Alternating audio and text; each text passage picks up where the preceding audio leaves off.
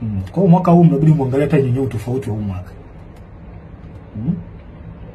Watu waalizishwa nao endelea nchini.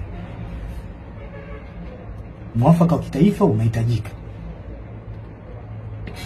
Na ningependa niwashauri wa Tanzania, wananchi, sincerely, mpo katika right track. Mnachokifanya au mnachotaka kukifanya, sijui maandamano, mpo sahihi. Mpo sahihi kwa sababu hata baba wa taifa analiongelea hilo. Kwa mpo katika right track. Mna baraka zote kutoka kwa baba wa taifa, mna baraka zote kutoka kwa Mungu na hata kwangu. Na pia mnataka mtambue kwamba asilimia kubwa ya wanajeshi wapo upande wenu. Wengi hawezi kutoka hadharani kama nilivyotoka mimi. Kwa sababu sio ujasiri wa kila mtu ambaye anaweza kufanya hivi. Ila mtambue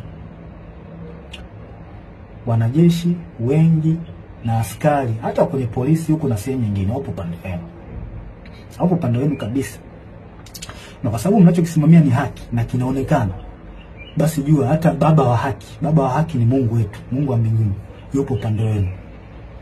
Hakuna kuogopa wala kutia huruma. Hili naliongea kwa msisitizo. Hakuna kuogopa wala kutia huruma. Na ole wake, yani hapa naliongea sasa kwa kumaanisha ole wake polisi au mtu yoyote atakayewazuia wa Tanzania kutimiza haki yao kikatiba. Siku inakuja, I promise you, siku inakuja tutakuuliza kwa nini ulikubali kupokea amri ya kuwazuia hao watu au kuwaua au kuwazuru. Kwa nini ulikubali kufanya hivyo? Najua muamini, lakini siku iko njiani.